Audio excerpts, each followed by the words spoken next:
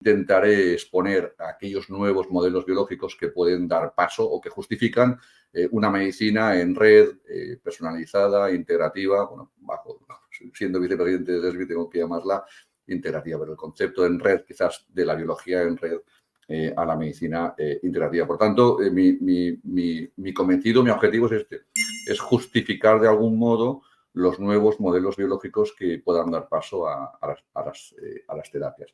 Bueno, esto es un símil diciendo que pueden coexistir perfectamente lo que es la física o la mecánica clásica, de tal forma que yo puedo determinar la posición, el movimiento de la pelota en cada momento, pero también aparece la física cuántica, donde también podemos contemplar o observar los átomos o las distintas partículas atómicas que forman parte de la pelota. Bueno, es el símil en la física y lo podríamos llevar perfectamente a la biología de sistemas, ¿no? Bueno, con esta diapo lo que quiero hacer es que el sábado pasado estuve en una jornada sobre oncología integrativa y un médico ya un poco más mayor preguntó, oye, estáis hablando de la dieta antiinflamatoria, pero yo contemplo la inflamación como siempre me han enseñado en la facultad, ¿no? Como algo que hay una reacción en la que hay dolor, calor y rubor. Y no le falta razón. Esto es de lo que tratan los tratados de fisiopatología. Sin embargo, yo lo que le quise explicar es que esto sí que es cierto, pero también es cierto de que ahora entendemos de que hay una inflamación subcrónica, de bajo grado, silenciosa, que es otra cosa un tanto distinta y que puede justificar aspectos como desde un estrés puede contribuir a la génesis de un tumor. Es decir, estamos hablando ya de procesos no lineales, sino de procesos en red. Por eso, los 5 puntos con los que me quiero fundamentar en esta charla son los que veis aquí en pantalla. Vamos a comenzar con el primero y es el dogma central de la biología, que es lo que es el punto de partida. Bueno, antes de que entre con ello, el punto de partida es este. Es decir, solemos tender en medicina hacia una medicina mecanicista en el sentido de que cuando hace un siglo o un poco más de un siglo nos asolaban las enfermedades infecciosas y tuvimos la capacidad de resolverlas con los primeros antibióticos y también, y no olvidemos, con las políticas de salud, donde el agua potable iba por un sitio y el agua fecal iba por otro, pero especialmente con la entrada de los antibióticos, al ser capaces de resolver con una acción, con acción-reacción, pongo un fármaco, una acción lineal para resolver una infección, pues pensamos que el resto podía ser igual. Sin embargo, ahora mismo que nos encontramos con que lo que nos da mortalidad son las enfermedades cardiovasculares y el cáncer, las enfermedades crónicas no transmisibles, hemos visto que, como veis aquí en la siguiente, estamos viendo que no acabamos de resolver porque la incidencia de estas enfermedades cada vez son mayores. Por tanto, esto nos lleva a la conclusión de que los paradigmas lineales mecánicos, o mecanicistas, se deberían de cambiar por un paradigma más fundamentado en la biología en red. Bueno, esto es lo que yo estudiaba en mis tratados de biología hace 30 años, ¿no? Más o menos. Un poquito más, un poco más de 30 años, ¿no? Pues es un ejemplo del pensamiento lineal, donde hay una linealidad del ADN, se tiene que transformar, se tiene que transcribir en ARN y el ARN se tiene que traducir en proteína. Después ya, como las cosas que no cuadraban, hubo alguien que dijo, oye, también es posible que del ARN se vaya al ADN, ¿no? Genotipo y fenotipo, lo que hay en el gen y cómo se expresa en la vida real. Esto es la verdad, pero es una visión un tanto lineal. Fruto de ello, las implicaciones que hay es que decir, bueno, pues entonces con cáncer vamos a hacer algo parecido. Sí, frente a un patógeno lo puedo resolver con un principio farmacológico, con un antibiótico, pues un gen mutado que es causa de cáncer, que va a dar una proteína alterada, pues doy el esto no es correcto, la antiproteína, antigen, y por tanto revierto a un estado de salud. Esto es una linealidad que en parte puede ser un poco verdad, por ejemplo, con los tumores de mama triple negativo, con HER2, pero lo que sí que es verdad es que, por ejemplo, con el cáncer cada vez la incidencia es mayor, la mortalidad estamos quizás en un stand-by y que la gente cada vez más joven tiene más cáncer. Por tanto, este pensamiento lineal está bien para muchas cosas, evidentemente.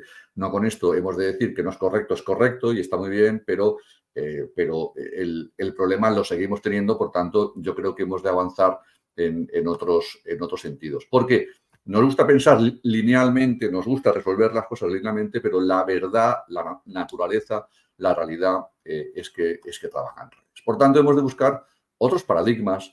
Entonces, el fruto de esto, el dogma central tuvo su culmen con el proyecto del genoma humano, donde pensábamos que íbamos a descubrir Marte, o sea, que íbamos a llegar a resolver todas las enfermedades. Hicimos cosas interesantes, especialmente con aquellas enfermedades de tipo muy genético, las enfermedades raras, pero no hemos llegado a lo que hemos de llegar. Aquí es donde aparecen las ciencias ómicas, fruto de este cambio de paradigma.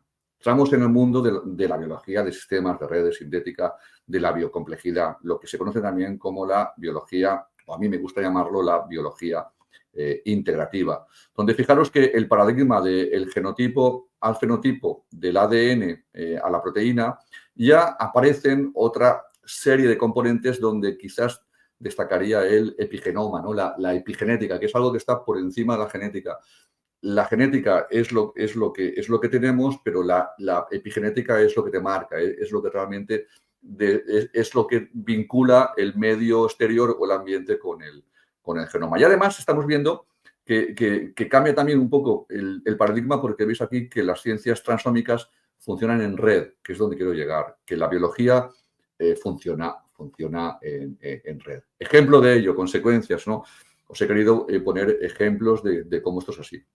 Pues bueno, la vitamina D, que como sabéis, que toda la vida la hemos posicionado para fijar el calcio al hueso o para asimilar el calcio, que es verdad.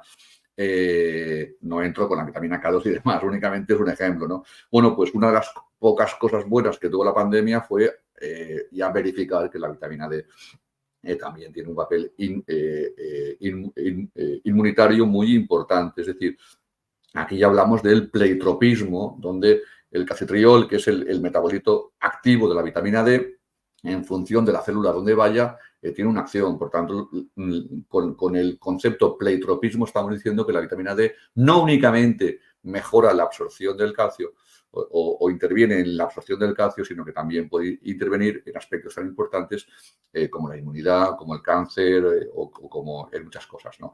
Lo mismo ocurre un ejemplo de cómo el perfil o la metabolómica es una técnica que entra dentro de las ciencias ómicas. Este es un trabajo, la importancia que tiene el butirato, ¿no? Bueno, el butirato se secreta cuando la microbiota la tengo en simbiosis. Por tanto, si yo una mala alimentación repercute con una mala microbiota que no va a repercutir en la génesis de, por ejemplo, butirato, y además yo lo puedo determinar mediante la metabolómica, pues es un ejemplo también arrimado a la medicina integrativa, porque yo estoy poniendo ejemplos más arrimados hacia la medicina integrativa de la importancia que tienen todas estas ciencias. Este es un trabajo que a mí me gusta mucho, que es muy interesante en el sentido de que te dice, las ciencias ómicas representan el futuro de la medicina integrativa también está entrando con mucha fuerza, y las ciencias ómicas, por promover el diagnóstico precoz y permitir obtener perfiles metabólicos que nos permitan hacer una medicina personalizada, que luego tengamos que realizar tratamientos, que luego comentará el doctor Virne, pues entonces el tratamiento combinado de prácticas occidentales con orientales estaría plenamente justificado. Es decir, que las ciencias ómicas también en parte justificarían el empleo de la medicina integrativa. Bueno, siguiendo, hemos hablado un poquito en lo micro y ahora vamos a hablar con lo macro, vamos a hablar del esposoma, ¿no? Bueno, con esta diapo lo que os quiero decir es que hemos pasado del concepto, ¿no? del paradigma de únicamente genotipo-fenotipo, que es cierto, a un paradigma que es más amplio. Es decir, hemos pasado de la teoría de los humores, de los clásicos, de los médicos clásicos al boom de la genética que hemos visto hasta que alcanza el tope, hasta que entramos ya con el ambiente, ¿no? Es todo aquello que influye sobre el individuo. Y aquí es donde entra un concepto y sería el del esposoma.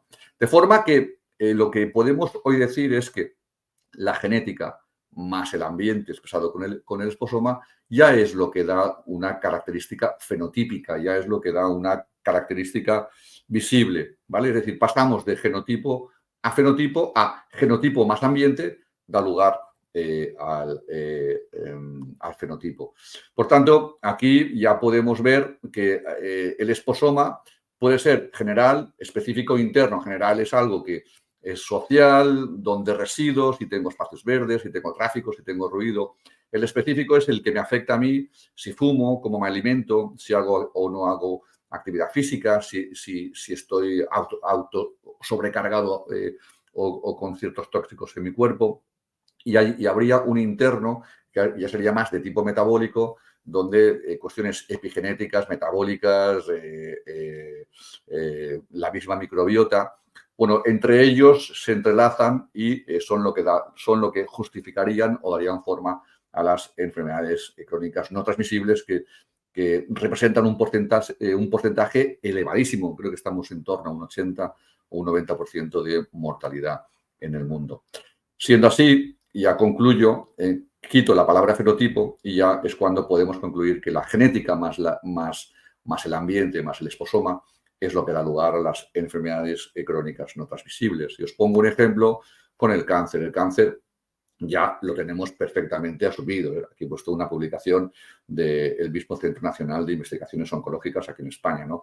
donde el cáncer ya se estima que en torno al 5% es una cuestión hereditaria, pero el cáncer podemos decir que es eminentemente ambiental. Hay una parte genética y hay una parte ambiental. Lo mismo puede ocurrir con los trastornos neurodegenerativos como el Alzheimer o el Parkinson. Incluso el profesor, el catedrático Ispuzua, se postuló para premio Nobel. Es decir, es toda una eminencia, demuestra que las consecuencias de los hábitos de vida se transmiten a la descendencia. Es decir, que aquí ya estamos hablando de algo pues mucho más complejo.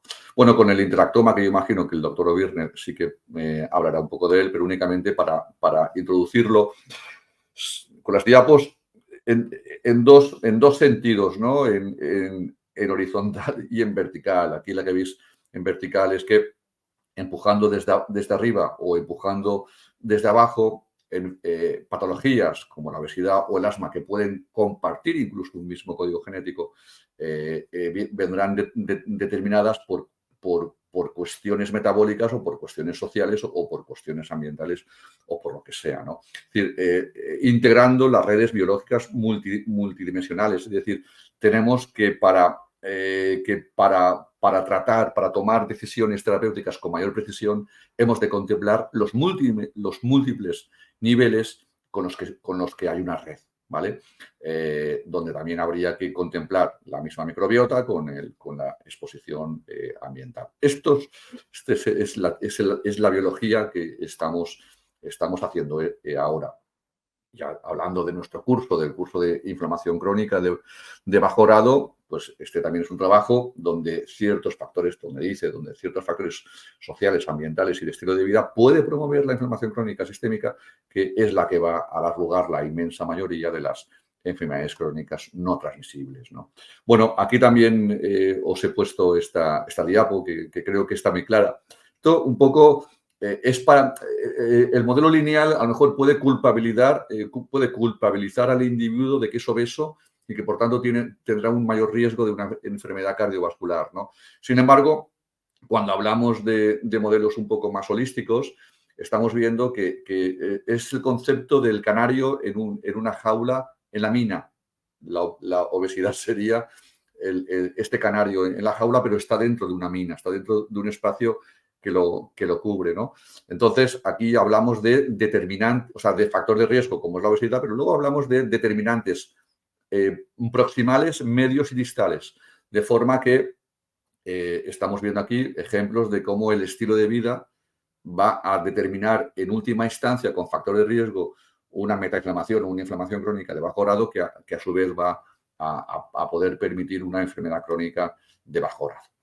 Y por último, yo os quería hablar de cosas que a mí me impactan o que yo tengo como referencia, papers o estudios que yo tengo en cuenta a la hora de justificar estos nuevos modelos de salud. He puesto dos, uno que tiene que ver con el mantenimiento de la salud y luego os pondré otro con la enfermedad con el cáncer, ¿no?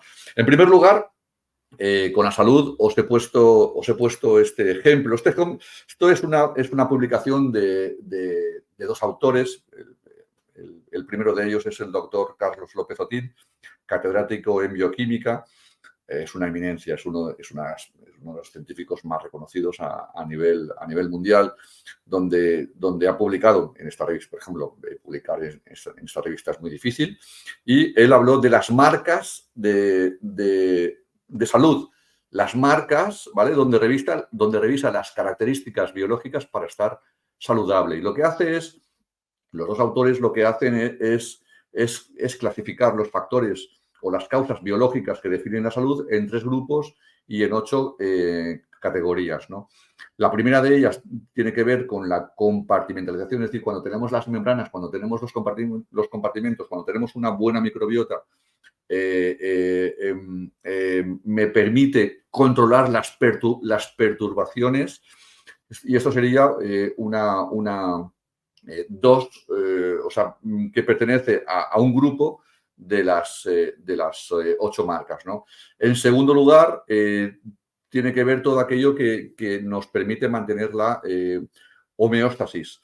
Y entonces aquí se habla, por ejemplo, mucho del reciclaje. Por ejemplo, los autores hablan de la importancia de la autofagia y, por tanto, hablan de la importancia de objetivar, de permitir o de estudiar temas por ejemplo, de ayuno intermitente. Fijaros donde yo leo oigo, ¿no?, a muchos divulgadores contrarios a este tipo de medicina.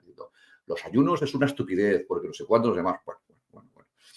Una cosa es tener unas pautas saludables y otra cosa es poder justificar en un momento dado de que unas determinadas estrategias nutricionales, como por ejemplo en este caso el ayuno, nos pueden permitir la autofagia. Y la autofagia sería, por ejemplo, sería como una marca que nos permitiría estar saludable, ¿no? Y por otra parte estaría la respuesta al estrés, la homeostasis, la homeodinamia, que yo aprendí mucho también del maestro O'Byrne, ¿no? Cambiar el concepto de...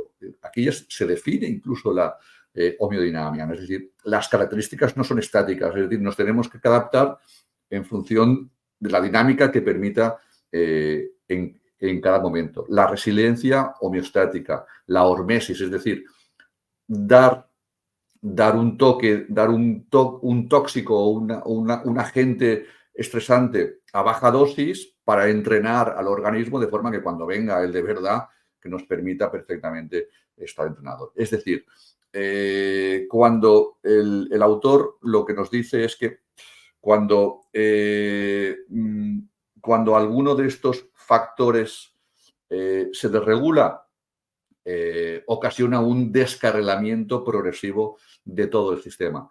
Por tanto, volvemos otra vez al modelo en red, ¿no? A que los sistemas biológicos están perfectamente entrelazados y que como en el juego esto de las fichas del dominó, cuando hacemos caer una ficha, el resto se cae, pues sería quizás algo parecido, ¿no?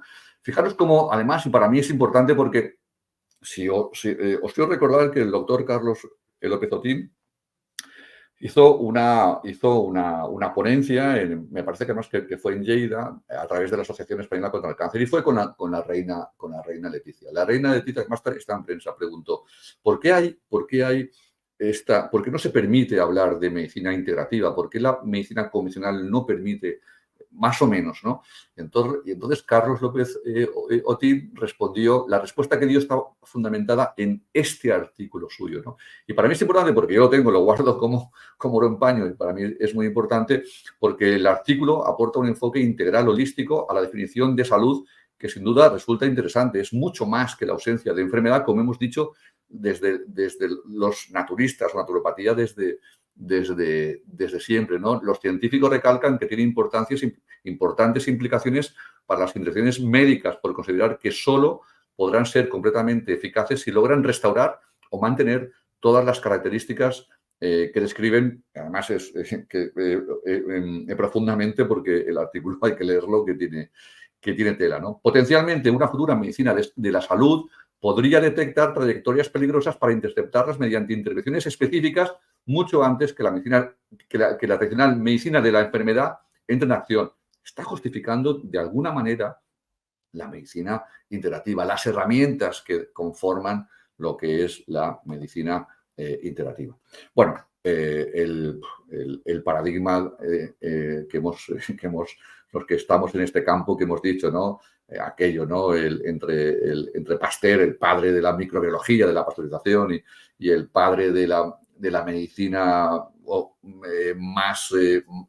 quizás más metabólica o más de terreno o de homeopatía, ¿no? El doctor Claude Bernard, ¿no? Que sostenían el primero de ellos que el microorganismo lo es todo y el segundo que el terreno que lo es todo, ¿no? Y dice la historia que a punto de morir el profesor Pasteur le envió una carta a su colega y dijo: querido profesor, tenía usted razón, el terreno lo es todo y el microorganismo no es nada. Yo creo que 50-50, tan importante es uno como es lo otro, pero no desmerezcamos uno para apoyar el otro, que es donde yo quiero llegar. Es decir, en un periodo de COVID, a mí no me apetecería irme a una UCI con enfermos infecciosos sin ningún tipo de protección, aunque mi terreno sea el mejor del mundo, ¿no?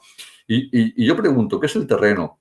Bueno, el terreno, el profesor que está aquí, bueno, yo tuve la suerte de conocer el paso de la medicina naturista a la medicina biológica, donde siempre lo digo, ¿no? El doctor O'Byrne fue el padre de todos los médicos biológicos, que posteriormente dio lugar al concepto de la medicina integrativa. El doctor Perdonces, que tuve el gusto de conocer, un gran experto en planta medicinal, en fitoterapia. Esto es una publicación que yo he publicado aquí también. Esto es del año 1998.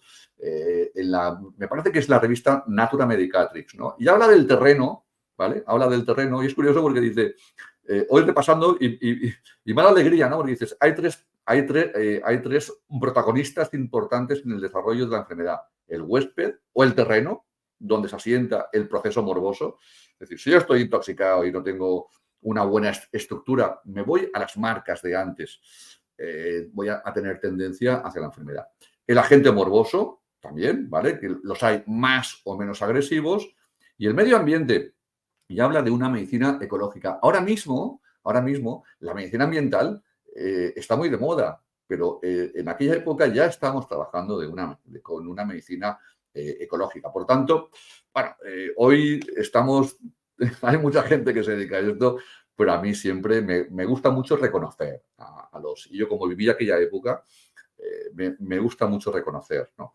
Fijaros, entonces, para mí el terreno, pues bueno, yo que me he criado con mi abuelo entre campos de naranjos, pues es eso, la semilla va a crecer bien en un terreno que esté perfectamente abonado, perfectamente regado, ¿no? Entonces, bueno, podríamos hablar de que el esposoma, los factores externos en forma de inactividad física, abuso de alcohol, bueno, hay tres tipos: específico, el global y el interno, ¿no? Nos pueden dar a un esposoma interno que sea el fundamento de la enfermedad. Esto que ahora está así, yo por lo menos en mi plan preventivo para intentar prevenir en la medida posible el cáncer, me fundamento con mi libro Poder Anticáncer en un plan de acciones en 4 etapas, precisamente fundamentadas en el concepto del terreno. Limpia, aliméntate bien, resuelve, gestiona bien todos aquellos conflictos que te puedan llevar a un estrés crónico y ten un propósito de una visión trascendente, cultiva tu vida esencial, o por lo menos la dimensión esencial o trascendente de cuál es tu propósito en la vida. Y con la enfermedad, las marcas contra el cáncer. Esto yo mismo, ¿no? Bueno, yo no sé nada, pero que en alguna entrevista que me han hecho, pues bueno, según yo, la inflamación mantenida es cáncer. Es verdad, El documento por excelencia que marca toda la oncología translacional lo hicieron dos biólogos del cáncer, Hanahan y Weinberg, en dos potentes publicaciones también en la misma revista Cell, en la misma revista que publicó el doctor Carlos López Otín, donde al principio habían 6 marcas y después 4 más capacitantes que marcan las cosas que tienen en común una enfermedad como es el cáncer.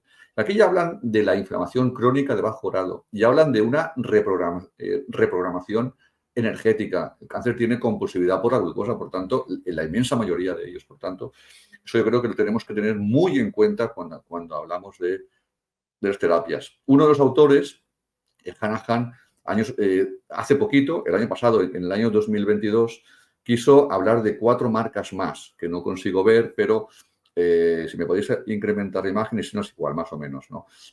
Sí, gracias. Habla de las células senescentes. Hay otro trabajo también del doctor López Otín, donde habla de la similitud que hay entre el cáncer con el envejecimiento, donde hay muchas cosas que hay en común. Habla también de la plasticidad fenotípica, de la que en parte también menciona en el artículo anterior el doctor López Otín. Habla de la importancia de la microbiota. Yo creo que este tema ya queda perfectamente claro. Y habla también de la epigenética. Y aquí he puesto un artículo de cómo la medicina integrativa puede influir también frente a los mecanismos integrativos. Es decir, la medicina integrativa también se justifica para ello. Os he querido poner un ejemplo también de un trabajo reciente del año pasado importante, donde el cáncer lo podemos atacar, ¿no? El tumor lo podemos atacar con drogas muy potentes, pero también, podemos recurrir a un enfoque de amplio espectro en el que no se atacan subpoblaciones heterogéneas únicamente mediante una única terapia dirigida, sino mediante un conjunto de acciones. Es decir, un poquito esto lo que nos podría decir es que perfectamente podríamos contemplar una doxorubicina para un cáncer de colon, por ejemplo, con un extracto de cardo mariano titulado en silimarina, por ejemplo, atendiendo al pleitropismo que tiene también frente a ciertos cambios. El artículo final concluye entre los retos que hay escasez de financiación, que este es nuestro principal problema, de que son cosas no patentables como norma y, por tanto, ajenas a la financiación por parte de a quien le interesa, ¿no? Que muchos pacientes que usan cosas que les van bien no lo comunican a los médicos y, finalmente, también tenemos un problema. El otro día, el sábado, lo comentaba con un catedrático en bioestadística, el primer catedrático a nivel de hospital que tuvo la bioestadística, que es el profesor Luis Prieto, ¿no? De que los modelos bioestadísticos se tienen también que adaptar a nuestro tipo de medicina. Bueno, con esto lo que ya voy a dar paso al doctor. Los modelos biológicos nos van a permitir, según la estrategia, el modelo que yo contemple, la estrategia terapéutica, es decir, el reduccionismo que se centra en los componentes y en el proceso, se puede perder información en el tiempo, en el espacio y en el contexto. Sin embargo, la biología de sistemas se centra en las interacciones y la dinámica y dedican menos tiempo a los componentes individuales. De tal forma que el estilo de vida mediado por la metainflamación o la inflamación crónica de bajo grado puede justificar muchas o la gran mayoría de las enfermedades crónicas no transmisibles,